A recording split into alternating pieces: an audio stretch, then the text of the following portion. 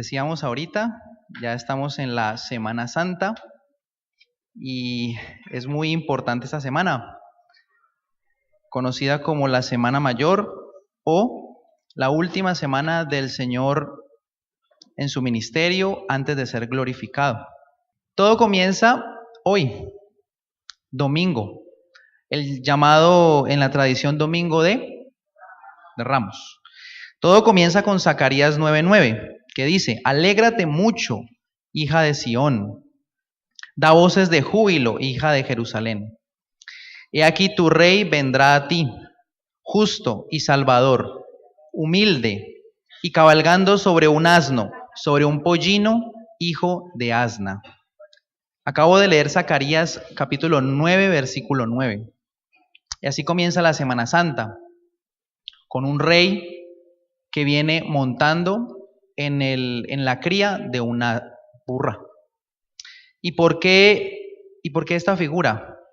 ¿A qué hacemos referencia con esta figura, con esta profecía? ¿De qué estamos hablando? De la entrada triunfal a Jerusalén por parte de Jesús. Realmente, habría que ser precisos, no es una entrada propiamente triunfal, porque más bien es una entrada bastante controversial. Muchas personas empiezan a planificar su muerte, otros lo alaban, otros lo critican, unos lo reconocen como Mesías y otros planean matarlo. Entonces es más bien una entrada pública. Y este versículo de Zacarías nos dice cómo se cumple esa profecía.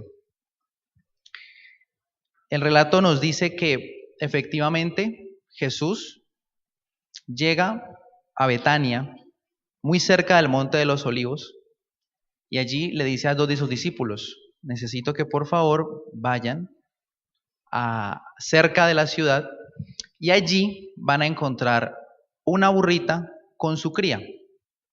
Desamárrenlas y tráiganlos. Si alguien les dice: hey, ¿por qué están desamarrando los animales? Díganles que el Señor los necesita, pero que luego los va a devolver. Es una de las pocas veces, no sé si ustedes, iglesia, recuerdan que Jesús en otras ocasiones se había preocupado por no demostrar públicamente su ministerio. A muchas personas les recomendaba quedarse en silencio, no decir los milagros que habían hecho en su vida en otras ocasiones, pero ahora Jesús está preparando una entrada pública y se está asegurando de que todo el mundo lo vea. Entonces llama mucho la atención, porque efectivamente eso pasa. Los discípulos empiezan a desamarrar los animales, y cuando se acercan los dueños, dice el Evangelio de Juan, el Evangelio de Lucas, ellos dicen: el Señor los necesita. Y el Señor, cuando se traduce allí, es el verdadero amo los necesita. El verdadero dueño los necesita. Cuando vienen, efectivamente, los discípulos toman sus capas y las ponen encima de los dos animales, de la burrita y de su cría, porque realmente no sabían en dónde se iba a sentar Jesús. Jesús termina sentado en el pollino o en la cría de la asna y entran a Jerusalén. Para ese entonces hay que recordar que estamos en la Pascua judía. Hay los turistas que se nos ocurran. ¿Por qué? Porque es la celebración que congrega a todo Israel. Prácticamente todo Israel, todas las tribus de Israel están en Jerusalén hoy. Y Jesús entra por la puerta principal montado sobre un pollino. Y el pollino le sigue a la burrita. ¿Esto por qué? Porque resulta que el pollino debía haber estado acompañado de su madre para poder estar tranquilo. Y hay un detalle que dice Marcos que es muy importante resaltar, y es que el pollino nadie jamás lo había montado. Es decir, que era un animalito indómito. Si alguien hubiera querido montarse sobre él, seguramente lo habría botado, porque era un animal salvaje, no estaba acostumbrado a tener a nadie encima. Pero cuando Jesús se sube al pollino, el pollino se amansa. Así que tenemos precisamente, como dice Zacarías, un rey justo, salvador, pero ante todo humilde. Jesús entra humilde a su propia ciudad. Y es aquí donde tenemos que hacernos la primera pregunta. ¿Qué hubiera pasado si nosotros hubiéramos visto a ese Jesús, nosotros, en ese tiempo, viéndolo entrar a él, armando un alboroto muy grande?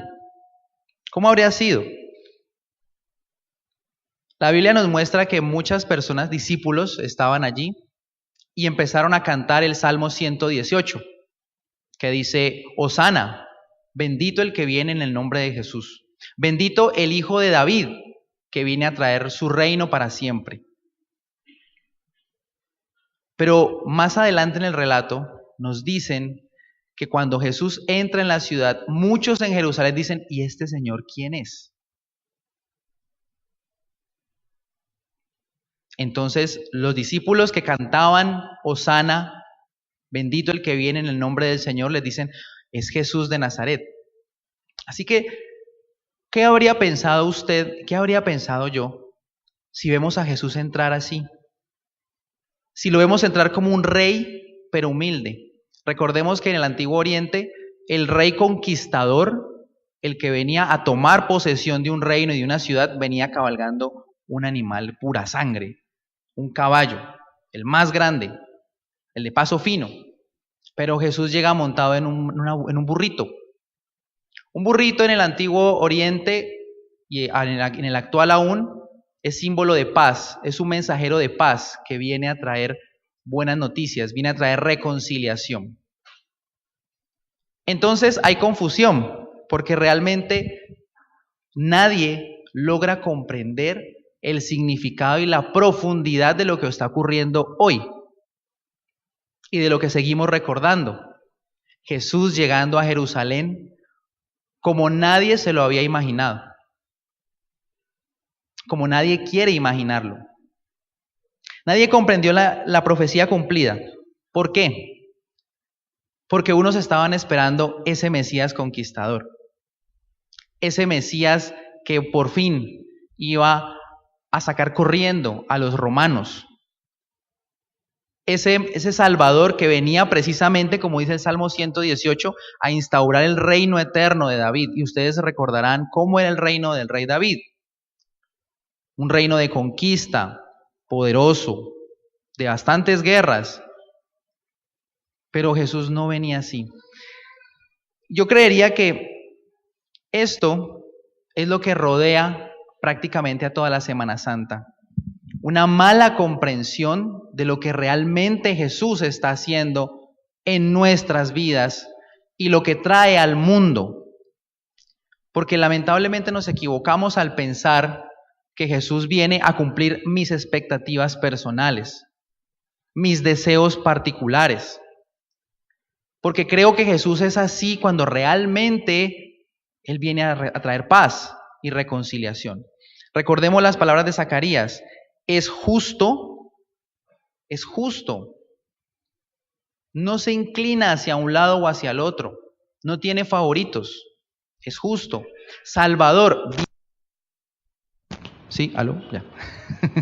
Viene a librarnos de nuestros temores, de nuestras angustias. Pero realmente no lo vemos. Hay un entusiasmo colectivo. Hay muchísima gente, dice la Biblia. Muchísima gente que cantaba y que le daba la bienvenida, pero que luego, días después, cambian la palabra hosana por la palabra crucifícale. Es la misma multitud. Es la misma multitud. ¿Por qué? ¿Por qué? Vamos por favor a Lucas capítulo 19. Acompáñeme por favor a Lucas capítulo 19.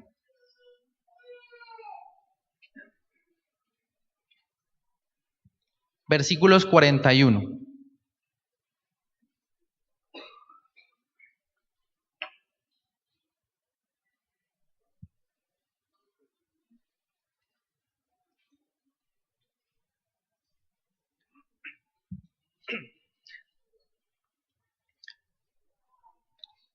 Unos pasajes antes dicen los fariseos, hey, reprende a tus discípulos.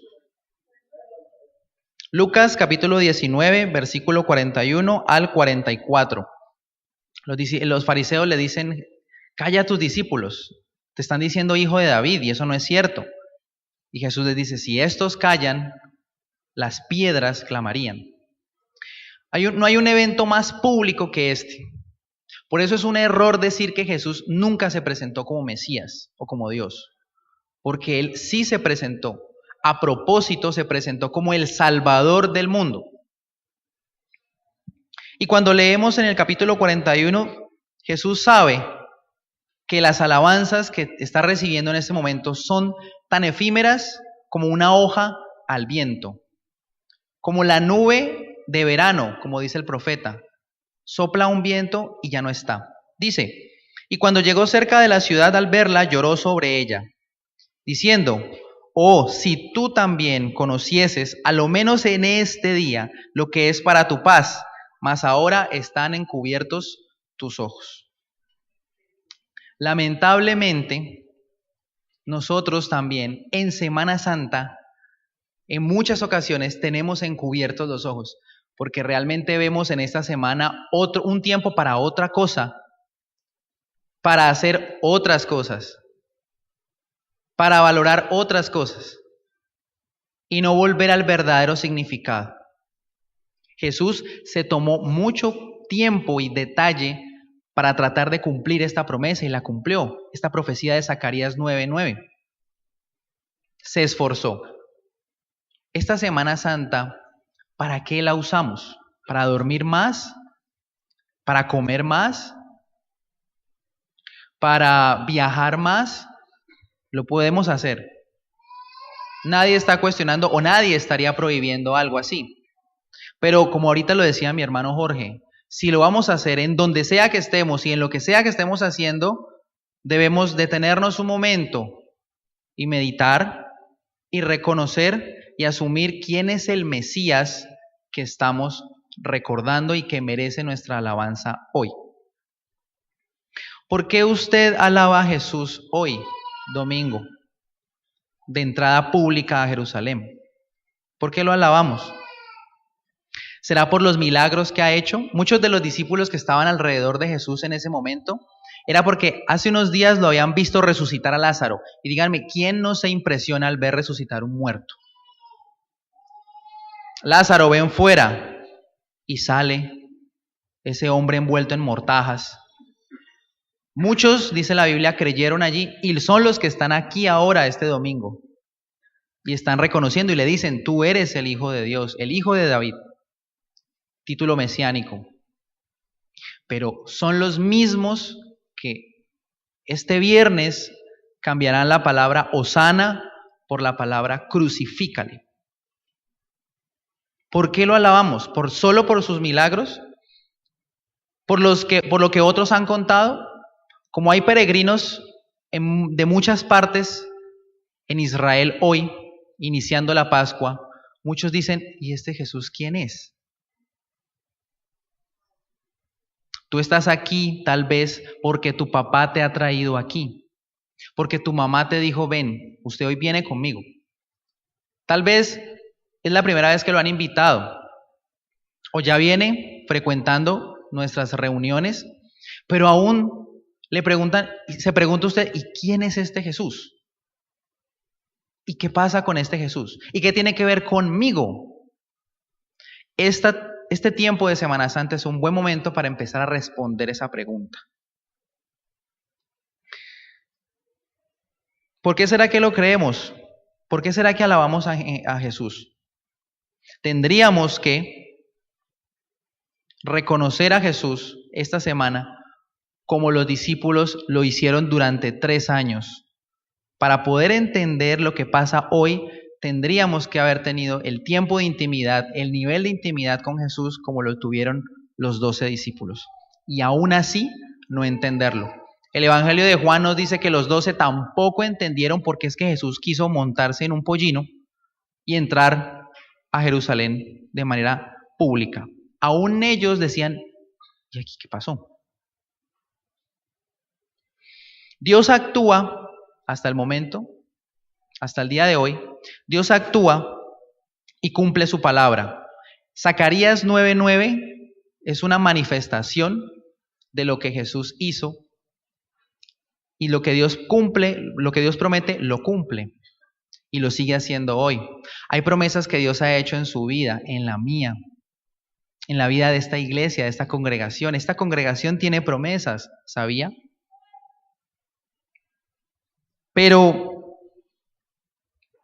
¿realmente sabemos cuándo se va a cumplir esa profecía? ¿Dónde se va a cumplir esa palabra que Dios ha prometido a usted? ¿De qué manera? Resulta que estamos tan perdidos en otras cosas, si bien necesarias, no nos van a permitir reconocer al Mesías entrando humilde, sencillo, por las puertas de nuestro corazón. No lo vamos a ver. Mientras sigamos pensando en otras cosas. Mientras sigamos pensando que Semana Santa menos mal. Ya llegó Semana Santa, voy a descansar. Y descansar está bien. Pero descansar sin Dios, como comer sin Dios, como salir de vacaciones sin Dios, no es suficiente.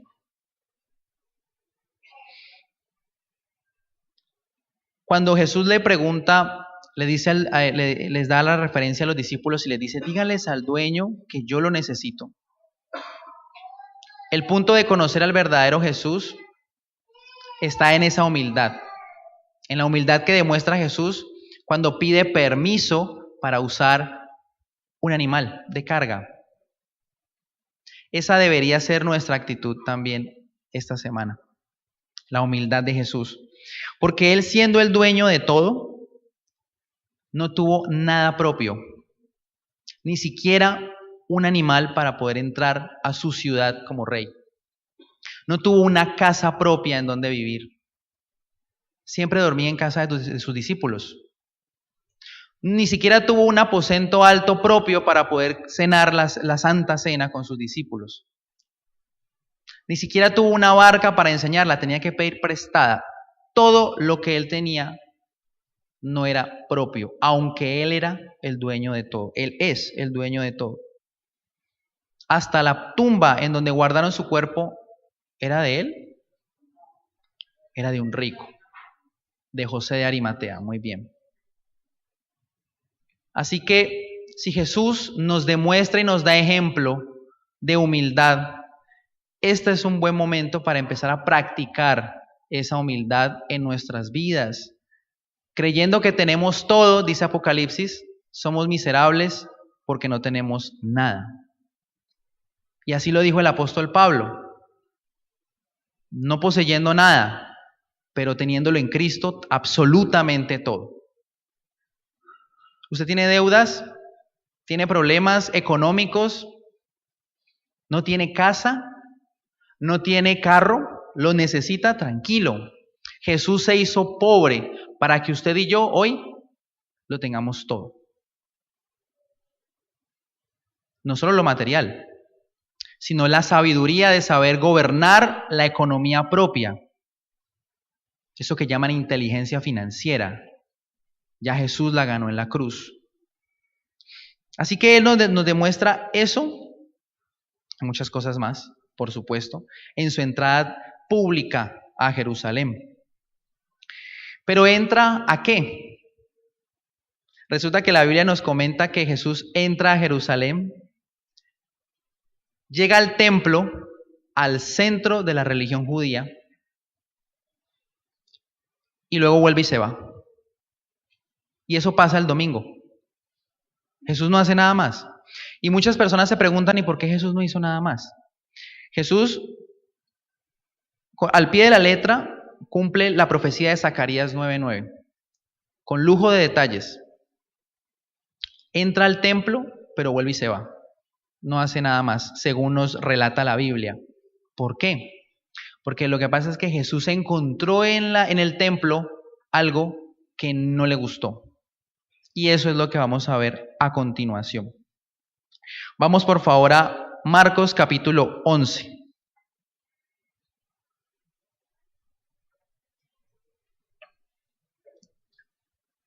Cuando Jesús se regresa de Jerusalén es porque está dormitando en Betania, una población que queda más o menos a 2 o 3 kilómetros de Jerusalén. Hagamos de cuenta Jamundí, un poco más lejos. Él no está dormitando en Jerusalén. Así que el domingo ingresa a Jerusalén públicamente. Todos extienden sus mantos, cortan hojas y le hacen camino de honor. Pero él llega al templo y vuelve y se va. Se regresa a Betania. Al otro día sale de Betania con sus discípulos y va en el camino. Y resulta que se encuentra con que tiene hambre. Y es bonito encontrar en la Biblia estos detalles de la humanidad de Jesús. Caminando, siente mucha hambre. Así que se detiene y mira una higuera que está junto al camino. Y él se acerca, la revisa y no encuentra fruto. Los discípulos están allí. Y dice la Biblia que Jesús maldice a la higuera y dice: nunca jamás nadie coma de ti. Y los discípulos dijeron: ve, se enojó. Cuando llega al templo nos damos cuenta y entendemos a qué hace referencia la higuera.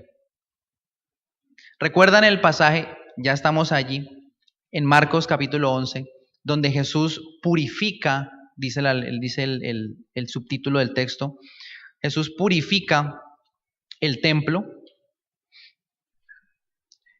Precisamente la higuera simboliza algo que se ve mucho por estas fechas: la religiosidad con la que asumimos estos eventos históricos. Y nos volvemos abstemios y creemos que haciendo ciertas cosas ya estamos cumpliendo y conmemorando la Semana Santa. Vamos a ver lo que realmente significa la religión, vista desde lo que Dios entiende como religión.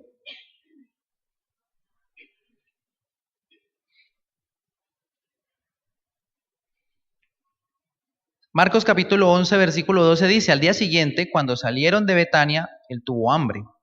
Y viendo de lejos una higuera que tenía hojas, fue a ver si tal vez hallaba en ella algo. Pero cuando llegó a ella, nada halló sino hojas, pues no era tiempo de higos. Entonces Jesús dijo a la higuera: nunca jamás coma nadie fruto de ti. Y lo oyeron sus discípulos. ¿Tenía la culpa la higuera por no tener frutos?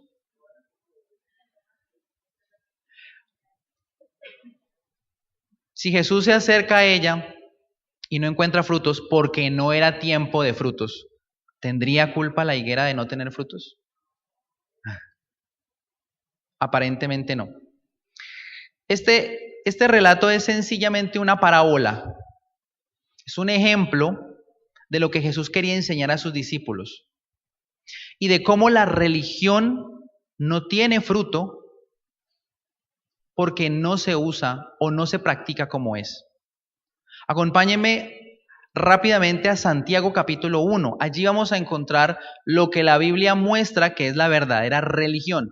Recuerde que hemos hablado muchas veces que el cristianismo no es una religión, sino una relación. Pero la Biblia nos explica que si hemos de ser religiosos, hay una característica que de verdad merece ser nombrada como religión. Santiago queda al final, un poquito antes de Apocalipsis. Santiago capítulo 1, versículo 26.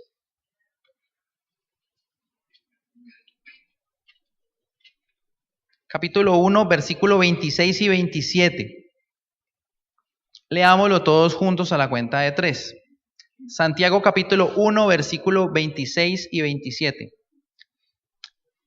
1, 2, 3. Si alguno se cree religioso entre vosotros y no refrena su lengua, sino que engaña su corazón, la religión del tal es vana. La religión pura y sin mácula delante de Dios el Padre es esta: visitar a los huérfanos y a las viudas en sus tribulaciones y guardarse sin mancha del mundo. Cuando revisamos la palabra religión en el texto original, nos está diciendo que se trata de una observación ceremonial, tal y como la conocemos en la tradición.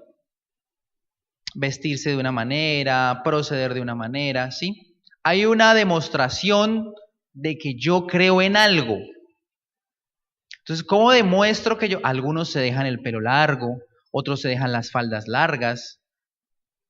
Unos van al lugar de adoración una vez a la semana. Otros suben de rodillas lugares religiosos. Hay diferentes maneras de demostrar la fe, la religión, la creencia. Santiago nos dice, si vas a demostrar lo religioso que eres, refrena tu lengua del mal, no groserías, no mentiras, no hipocresía, no chismes, no altanerías. Segundo, visitar a los huérfanos y a las viudas. Que usted mismo haga labor social, que yo mismo me acerque a los necesitados. Y por último, guardarse del mal. O amar a Dios más que al mundo. Así que cuando Jesús llega al templo, encuentra una religión como la que practicamos hoy en día. Una religión tergiversada. Una religión que solamente está vuelta en un sistema de prácticas.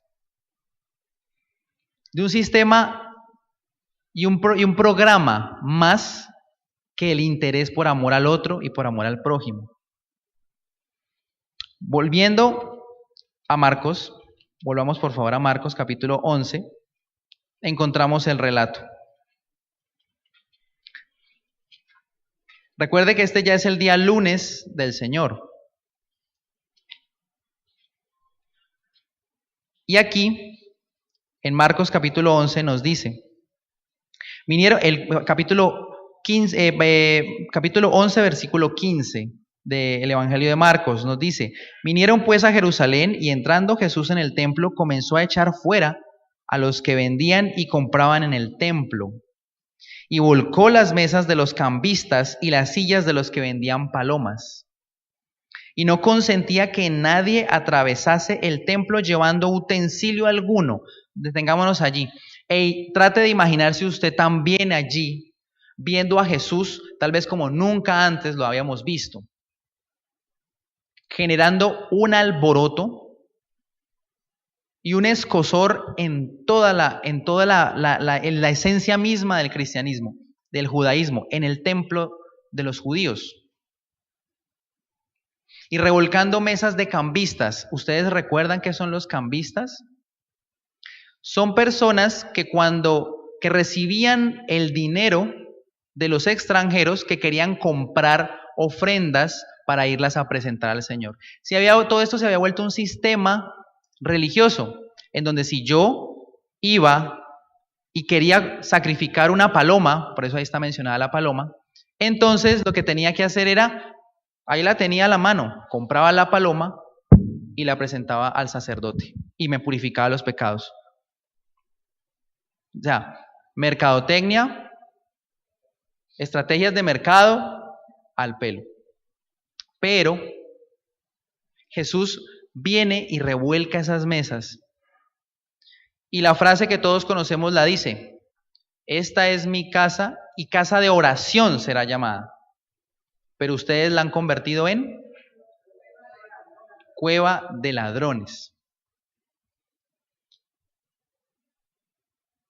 Los cambistas eran precisamente como casas de cambio de monedas. Llegaba un griego y le traía un denario y él se lo cambiaba por dinero que podía pasar al sacerdote o al levita para comprar la paloma. ¿Cuánta gente o cuántos cambistas no se enriquecieron con ese cambio de moneda? ¿Cuántas personas vendían una paloma en 50,000 pesos cuando realmente costaba 10,000?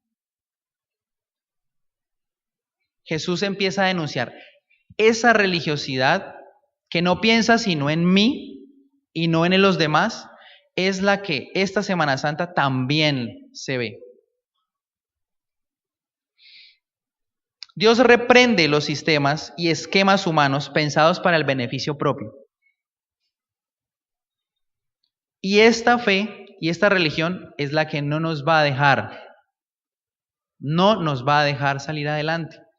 Si concebimos un cristianismo en donde, pues entonces yo me veo más beneficiado, pues si yo hago eso entonces me va a ir mejor, desfigurando lo que la Biblia dice, porque a veces tenemos el descaro de pensar que podemos hacer cosas sin que Dios lo sepa. Con todo respeto, nos vemos ridículos pensando que podemos hacer algo sin que Dios lo sepa. Así que Dios, que todo lo ve, todo lo sabe, incluso detiene a las personas que van pasando con los utensilios. Me encanta el detalle que tiene Marcos, porque es que a Marcos todo eso se lo contó Pedro. Recordemos que el evangelista Marcos es discípulo directo del apóstol Pedro. Así que lo que está contando Marcos tiene un detalle que ningún otro evangelio lo tiene. Entonces, en ningún otro evangelio se menciona que Jesús detiene a las personas y les dice: ¿usted para dónde va? Preste para acá. Y le quita las ofrendas y las cosas que están llevando. ¿Usted se imaginaba un Jesús así? Ese es el Jesús de Semana Santa. También es el Jesús de Semana Santa. No el que aparentemente nos quieren vender, que es el que está derrotado en Getsemaní, llorando, sudando lágrimas de sangre, sino que también está diciendo lo que es verdad y cómo debemos asumir nuestra fe en esta Semana Santa. Así que Jesús está como loco. Y la gente dice: ¿y este es Jesús, el que vino montado el sábado, ayer, sobre un pollino en son de paz? ¿Se fijan? Nadie comprendió realmente cómo y a qué llegó Jesús. Luego de que Jesús arma tremendo alboroto, regresa a Betania. Se terminó el día lunes, pero no sin antes pasar, no coincidencialmente, por el mismo camino donde estaba la higuera. Y cuando se pasa de nuevo por la higuera, los discípulos, sobre todo Pedrito, le dice: Señor, mira, la higuera que ayer hiciste maldición, se secó. Como si Jesús no lo hubiera sabido. Y leamos lo que dice. Marcos capítulo 11, versículo 20.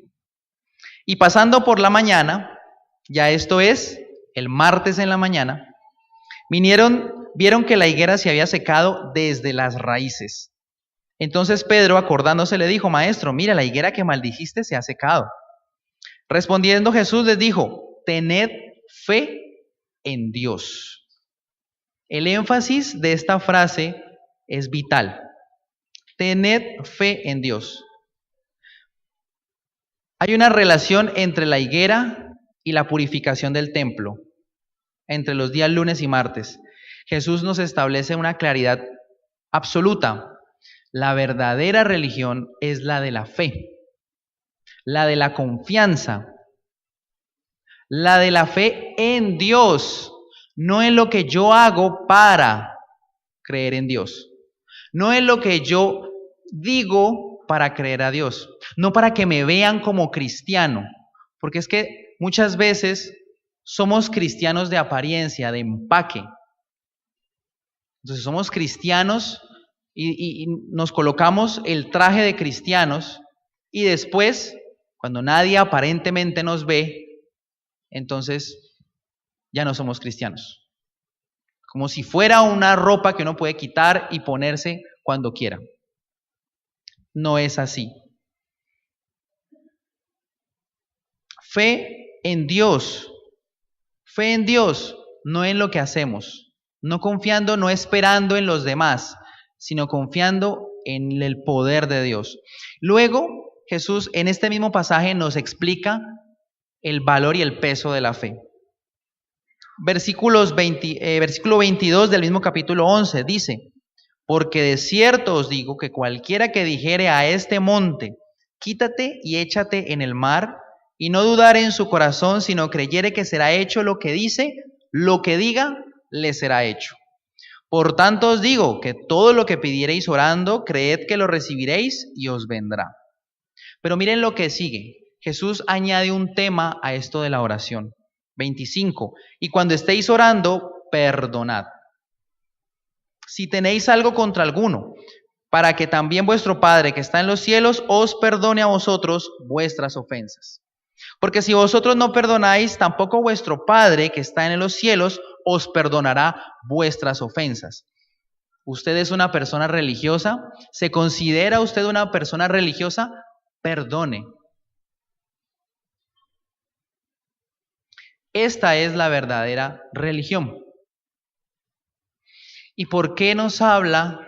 ¿Y por qué Jesús vuelve y hace una comparación entre el perdón y una montaña?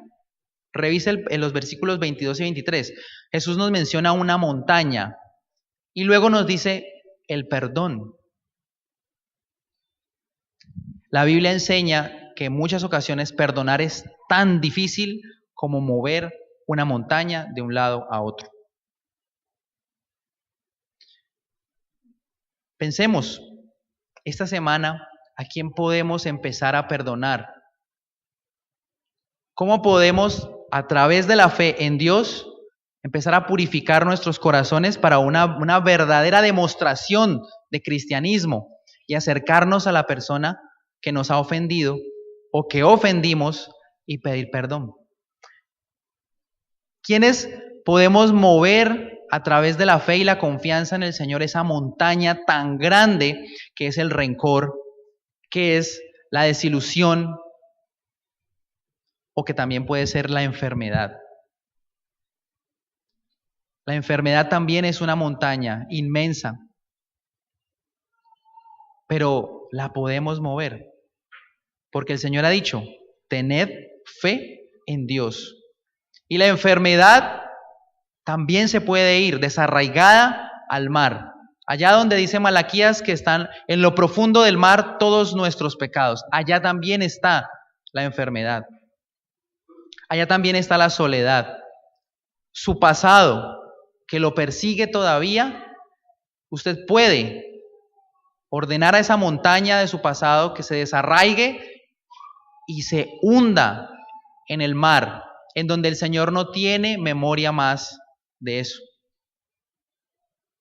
Si vamos a ser religiosos esta semana, que sea así, perdonando, declarando sanidad sobre nuestras vidas, declarando libertad de nuestro pasado.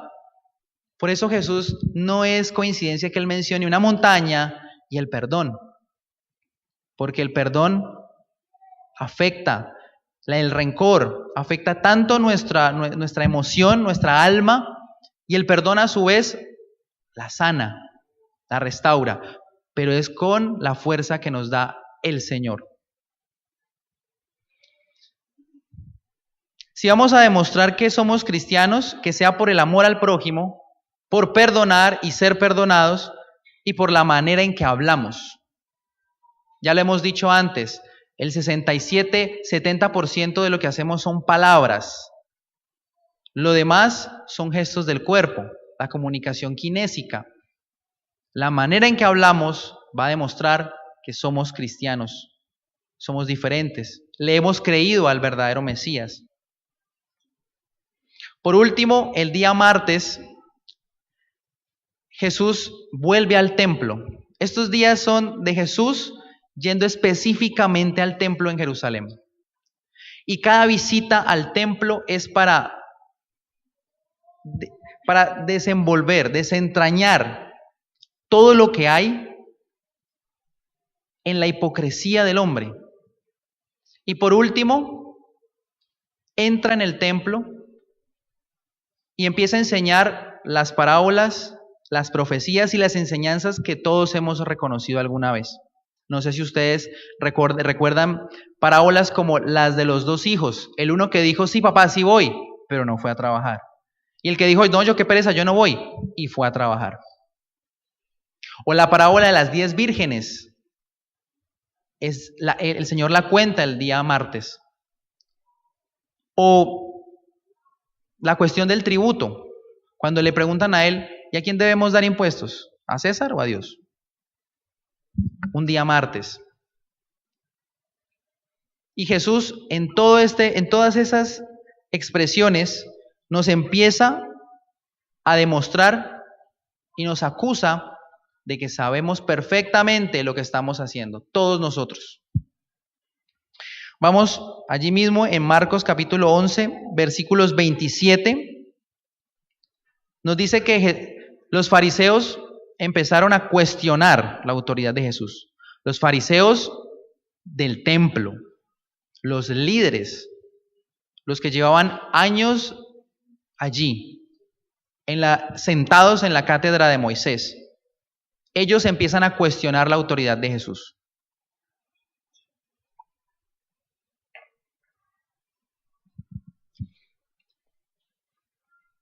Y en el versículo 27 dice, volvieron entonces a Jerusalén, Jesús y sus discípulos, y andando él por el templo vinieron a él los principales sacerdotes, los escribas y los ancianos, y les dijeron, ¿con qué autoridad usted hace estas cosas?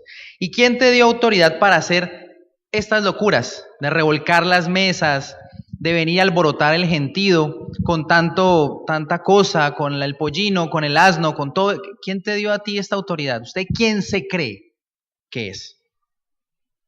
Entonces Jesús les responde. Jesús les dijo, os haré yo también una pregunta. Respondedme y os diré con qué autoridad hago yo estas cosas. El bautismo de Juan, en los primeros capítulos, Juan el Bautista, ¿era del cielo o de los hombres? Respondedme. Y luego dice, entonces ellos discutían entre sí, los fariseos, decían, si decimos que es del cielo, entonces va a decir, ¿y por qué no le creyó? Y si decimos que es de los hombres, pues los hombres, el pueblo, lo tenían a Juan como profeta, así que tampoco va a ser esa opción. Y el 33 dice, así que respondiendo dijeron a Jesús, no sabemos. Entonces respondiendo Jesús les dijo, tampoco yo les digo con qué autoridad hago yo estas cosas. Jesús en este episodio nos está mostrando el cinismo que tiene el ser humano, que tenemos cada uno de nosotros. Sabiendo lo que sabemos, nos negamos a aceptarlo. Cada uno de nosotros, cuando nos sentamos aquí el domingo, los miércoles en los estudios bíblicos, cuando tomamos cafecito en madrugadores, todos y cada uno de nosotros somos testigos de lo que el Señor nos dice. Ya sabemos lo que tenemos que hacer. Pero muchas veces le decimos al Señor, ¿y yo por qué tengo que hacer eso? ¿Y yo por qué lo hago? ¿Y por qué? Y Jesús dice, ¿y por qué lo dudas? ¿Y por qué lo dudas? ¿Por qué lo preguntas? Tú ya sabes lo que debes hacer. El Señor no pide nunca nada que no sepamos o que no podamos hacer. Usted allí, en donde está, ya sabe muchas cosas. Yo aquí también sé algunas, pero ninguna de ellas me va a librar de mi rebeldía al momento de yo decir, ¿y por qué, Dios? ¿Y yo por qué tengo que hacer eso? Y no lo quiero hacer. ¿Y quién me va a venir a mí a decir que no? Jesús también va a responder, pues yo no te voy a ayudar entonces. Tampoco voy a responder a tus oraciones. Y de ahí en adelante, el Señor nos dice, la parábola de los labradores malvados, ¿se acuerdan? Los labradores que habían puesto en una viña para que la cuidaran y apedrearon a uno y a otro y a otro, y cuando viene el hijo, ellos dicen, este es el hijo del dueño, matémoslo y cobremos la recompensa y nos quedamos con la propiedad. ¿Sabían lo que estaban haciendo? Claro que sí. Y luego Jesús pregunta sobre la resurrección. Le preguntan sobre la resurrección. Y él vuelve y dice, sí, ustedes están equivocados, están confundiendo, le dice a los saduceos. Más adelante cuando le preguntan sobre el gran mandamiento, un fariseo, ¿no? Le dice, ¿y cuál es el gran mandamiento, Señor? El Señor lo deja callado. Al final del pasaje dice, sí, tienes razón. El martes es un día en el que Jesús nos dice, tú sabes lo que debes hacer. ¿Por qué no lo haces? Tú sabes lo que es malo. ¿Por qué te escondes en una apariencia cristiana? Más bien, deja de hacerlo o haz lo que ya sabes que debes hacer. Acompáñeme rápidamente a Romanos, ya para terminar. Cuando yo también leía estos primeros 3 días de Jesús, de la Semana Santa, yo también me acerqué con mucho entusiasmo. Dije, qué bonito recordar el sacrificio del Señor. Pero resulta que el Señor nos está haciendo unas enseñanzas muy fuertes antes de su sacrificio, antes de recordar ese sacrificio con ese romanticismo, ¿no? El Señor murió por nosotros en la cruz y se levantó al tercer día. El Señor nos está diciendo hoy, eso implicó un costo muy alto. ¿Usted está dispuesto a pagar ese costo también? Romanos capítulo 2 nos lo explica. Romanos capítulo 2.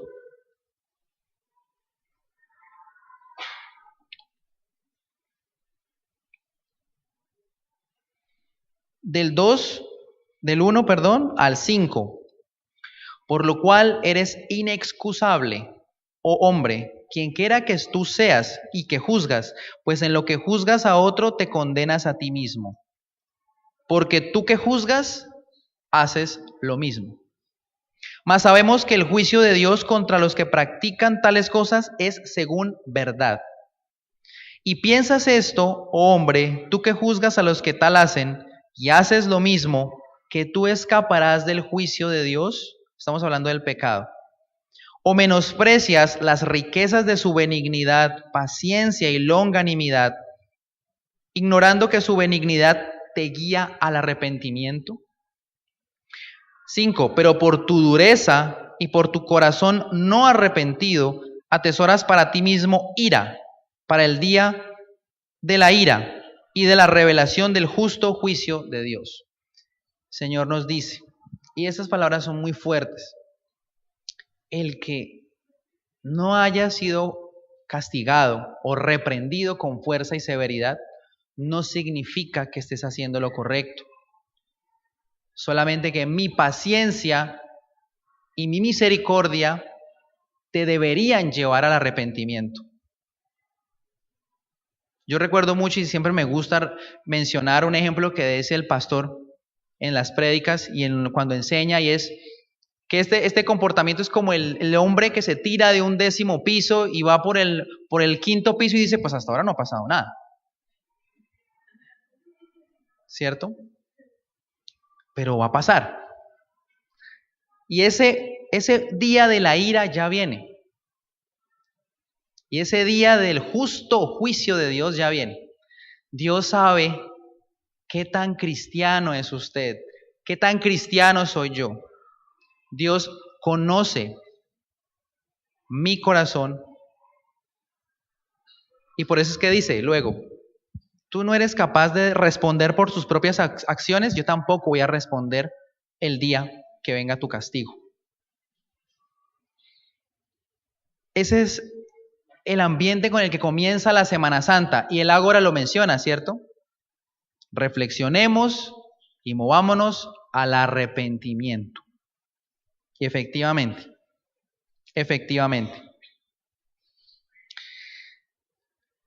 todo esto nos enseña, todos estos 3 días en donde Jesús llega directamente al corazón del hombre y le dice, estás corrupto, no tienes en tu corazón manera de justificarte o hacer lo correcto, porque ni siquiera puedes discernir al Dios que tienes enfrente. Consigo un pollino, consigo que toda una profecía se cumpla al pie de la letra y ni así entiendes que yo soy Dios. Y vengo y armo un arboroto en tu rostro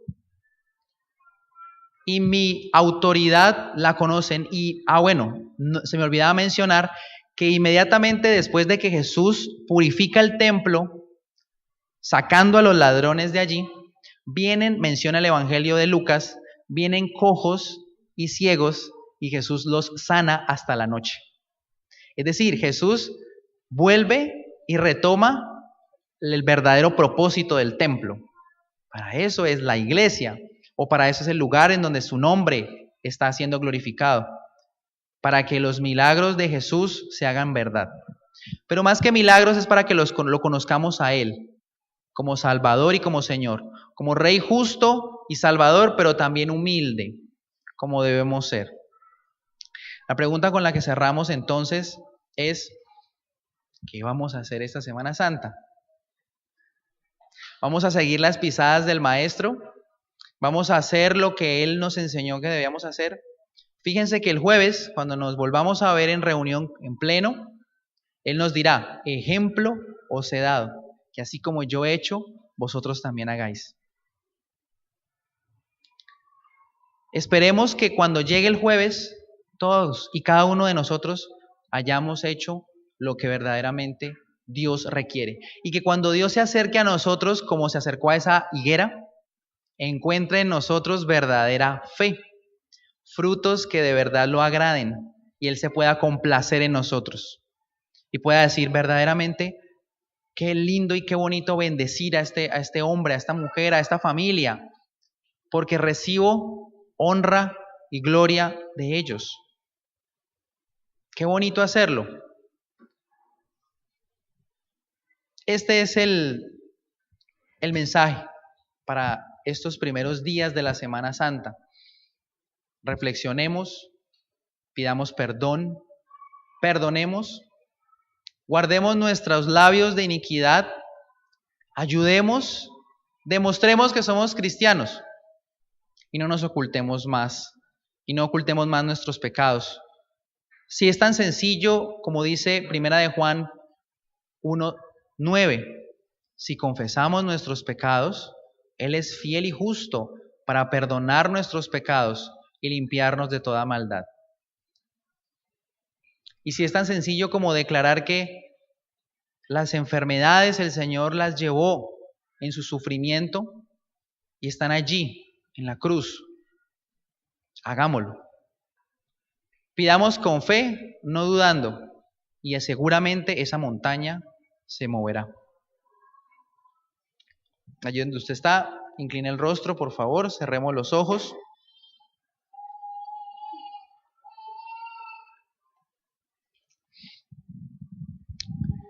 Padre, perdónanos porque ciertamente olvidamos el enfoque con el que tú estás moviéndote, Señor, con poder esta semana.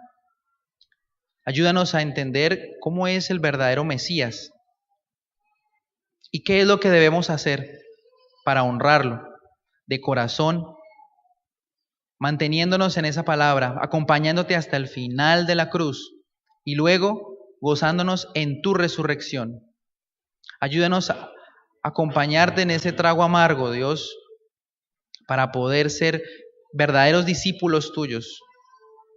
Muéstranos, Señor, aquello en lo cual tenemos que cambiar, sanar en nuestras heridas, en nuestro corazón, y permite que tú seas restaurándonos, haciéndonos volver a empezar y aprovechar esta semana para ser verdaderos cristianos.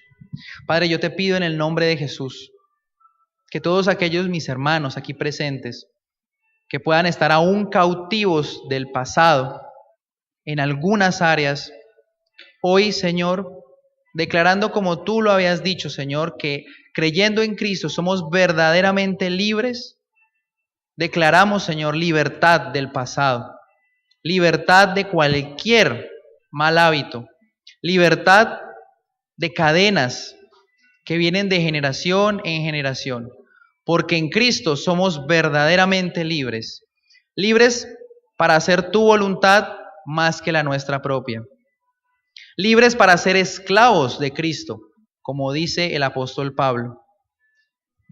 Haznos libres, Señor, de esas culpas, de esos errores.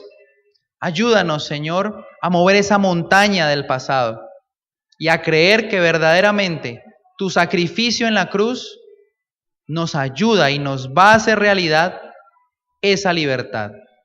De la misma manera, Señor, acuérdate de nosotros en nuestras enfermedades.